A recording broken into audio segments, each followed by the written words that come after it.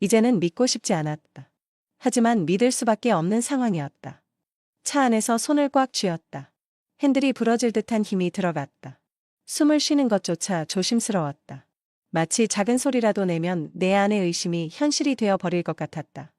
앞서 달리는 남편의 차, 나는 그를 따라가고 있었다. 차량 내부는 조용했다. 오직 내 심장 박동 소리만 크게 들렸다. 창밖으로 스쳐 지나가는 가로등 불빛이 불안한 내 마음을 더욱 강조하는 듯했다. 대체 어디로 가는 걸까?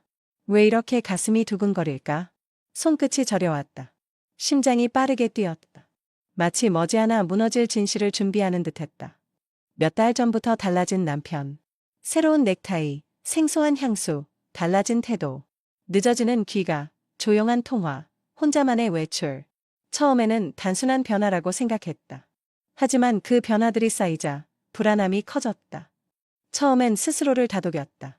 일이 많아서 그런 거야. 남편도 힘들겠지. 하지만 이상한 낌새는 날이 갈수록 강해졌다. 침대맡에서 본 낯선 향초, 세탁기에 남아있던 립스틱 자국, 회사에서 늦게 끝났다며 집에 돌아왔을 때 남편의 옷에서 풍기던 향수 냄새. 그리고 무엇보다도 내 눈을 피하는 듯한 태도. 그리고 결정적으로 어젯밤 욕실에서 들려온 다정한 목소리. 30년을 함께한 남편이 처음으로 낯설게 느껴졌다. 나는 그의 통화 내용을 듣고 싶지 않으면서도 귀를 기울였다. 보고 싶어? 곧 갈게. 그 한마디가 내 심장을 철렁 내려앉게 만들었다. 남편은 언제나 무뚝뚝했다. 결혼기념일에도 내 생일에도 그런 말 한마디 없었다. 그런데 그 다정한 속삭임이 나를 위한 것이 아니라는 사실이 나를 무너뜨렸다. 나는 핸드폰을 손에 쥔 채 한참을 멍하니 서 있었다. 차가운 욕실 바닥이 발끝을 시리게 했다. 머릿속에서 수많은 생각들이 교차했다. 분명히 무언가 잘못되었다. 하지만 그것이 무엇인지 확인하는 것이 두려웠다. 그 순간 나는 깨달았다. 피할 수 없는 순간이 다가오고 있었다. 오늘 밤 나는 진실을 마주해야 했다. 나는 다시 전방을 응시했다. 남편의 차가 점점 속도를 줄이며 한적한 길로 접어들었다. 이제 모든 진실을 확인할 순간이 다가오고 있었다. 나는 이진희, 62세 주부. 남편 강민석과 결혼한 지 35년이 넘었다. 우리의 결혼은 평범한 듯 보였지만 내게는 세상의 전부였다. 우리는 1980년대 초반에 만나 사랑에 빠졌다. 당시 나는 대학 졸업 후 회계 일을 하던 중이었고 그는 소박하고 성실한 엔지니어였다. 그가 처음 내게 커피 한 잔을 건넬 때 나는 그가 평생 내 곁에 있을 사람이라고 생각했다. 그는 자수성가한 사람이었다. 어려운 환경에서 자랐고 젊은 시절 건설업계에서 인정받기 위해 밤낮 없이 일했다. 그는 꿈이 있는 남자였고 나는 그의 든든한 동반자가 되고 싶었다. 우리는 작은 원룸에서 시작해 함께 돈을 모아 첫 번째 아파트를 장만했다. 삶은 고되고 힘들었지만 우리는 서로를 믿으며 버텨왔다. 우리에게는 2명의 자녀가 있다. 큰아들은 해외에서 직장 생활을 하고 있고 둘째 딸은 결혼하여 자신의 가정을 꾸렸다. 아이들이 모두 떠난 후 우리 집은 조용해졌다. 이제 우리는 둘만 남아 노년을 함께할 시간이었다. 하지만 남편은 점점 변해갔다. 그 변화는 아주 사소한 것에서 시작됐다. 출장 횟수가 늘었고 늦은 밤에도 사무실에서 전화가 걸려왔다.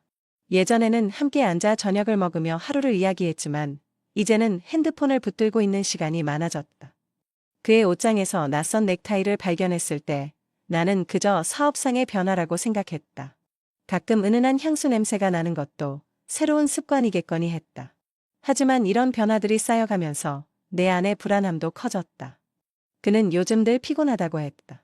나는 그를 위해 건강보조제를 챙겨주고 저녁을 정성껏 준비했다. 하지만 그는 자주 외식을 하고 왔다며 수저를 놓았다.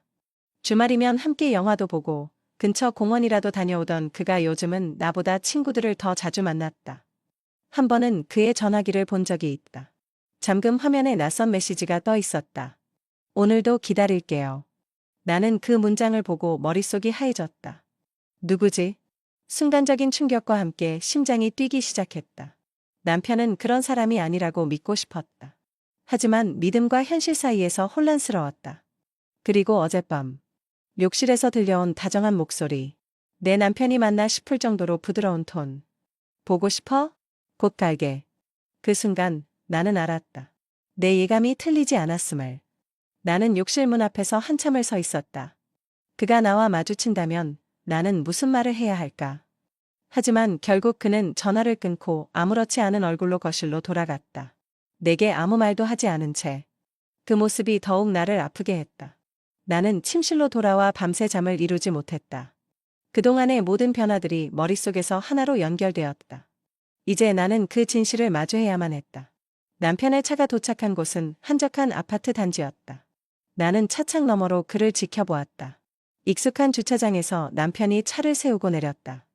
차에서 내린 남편은 조심스럽게 주위를 둘러보았다. 마치 누군가에게 들키지 않으려는 듯 행동했다. 그는 한 번도 집에서처럼 느긋하거나 자연스럽지 않았다. 오히려 잔뜩 긴장한 모습이었다. 손에는 작은 선물 상자가 들려 있었다. 나는 가슴이 철렁 내려앉았다. 결혼 생활 35년 동안 남편이 내게 이런 선물을 준비한 적이 있었던가? 기념일조차 기억하지 못하던 사람이 이 선물은 누구를 위한 것일까? 나는 차 안에서 그를 지켜보았다. 심장이 점점 빨리 뛰었다. 손끝이 차갑게 얼어붙었다. 문득 예전 기억이 떠올랐다. 한때는 나도 이런 선물을 받으며 설레던 때가 있었다. 하지만 이제는 아니다. 선물이라는 단어조차 씁쓸하게 느껴졌다. 그가 향한 곳은 701호. 그곳에는 내 가장 친한 친구 윤정희가 살고 있었다. 순간 머릿속이 하얘졌다. 왜 하필 정희의 집일까? 우연일까? 아니면 나는 필사적으로 합리화를 하려 했다. 아마 정희가 남편에게 무언가 부탁했을 수도 있다. 사업상의 문제일 수도 있고 단순한 호의일 수도 있다. 하지만 직감이 속삭였다. 아니다. 이건 단순한 일이 아니다. 남편이 초인종을 눌렀다. 문이 열렸다. 정희가 따뜻한 미소로 그를 맞이했다. 그 순간 정희의 눈빛이 잠시 흔들렸다. 하지만 이내 부드러운 표정으로 바뀌었다. 그녀의 얼굴에는 반가움과 익숙함이 묻어 있었다. 그저 친구를 맞이하는 얼굴이 아니었다. 그리고 내 손을 잡고 안으로 이끌듯 그의 팔을 살짝 감싸는 모습이 보였다. 나는 숨을 삼켰다. 심장이 조여왔다. 순간 눈앞이 흐려졌다. 두 사람이 문을 닫고 집 안으로 들어가는 순간 내 안에 무언가가 무너져 내렸다. 나는 믿고 싶지 않았다. 그러나 내 눈앞에서 펼쳐진 장면은 모든 의심을 확신으로 바꿔버렸다. 나는 계속 그 자리에서 바라보았다. 남편이 들어간 그 문을 몇 번이고 보고 또 보았다. 문득 손끝이 저려왔다. 나는 손을 내려다보았다. 차가운 땀이 맺혀 있었다. 남편을 따라 여기까지 온 것이 잘한 일일까?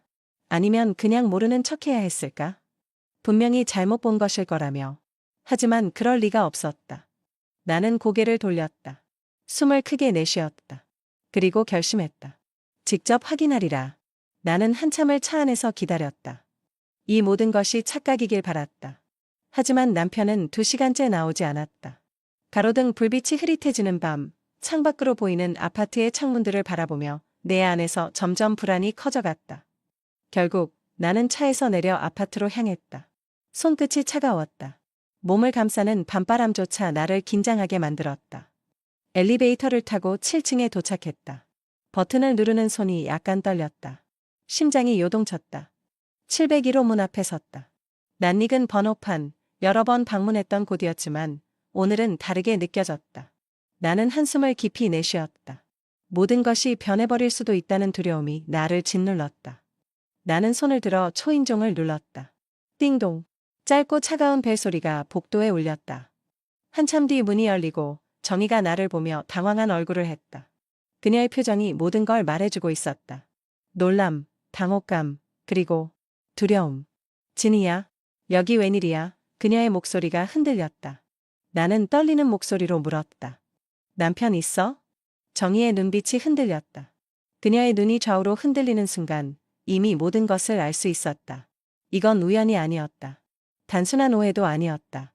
그 순간 집안에서 남편이 나왔다. 그의 표정은 굳어 있었다. 나를 본 순간 얼굴이 하얗게 변했다. 손에는 와인잔이 들려 있었고 촛불이 켜진 테이블이 그의 등 뒤로 보였다. 순간적으로 공기가 얼어붙었다. 세 사람 모두 말이 없었다. 나는 천천히 남편과 정희를 번갈아 바라보았다. 머릿속이 새하얘졌고 가슴이 찢어질 듯 아팠다. 나는 숨을 깊게 들이마셨다. 이제는 피할 수 없는 순간이었다. 남편은 나를 보자 순간 굳어졌다. 마치 시간이 멈춘 듯했다.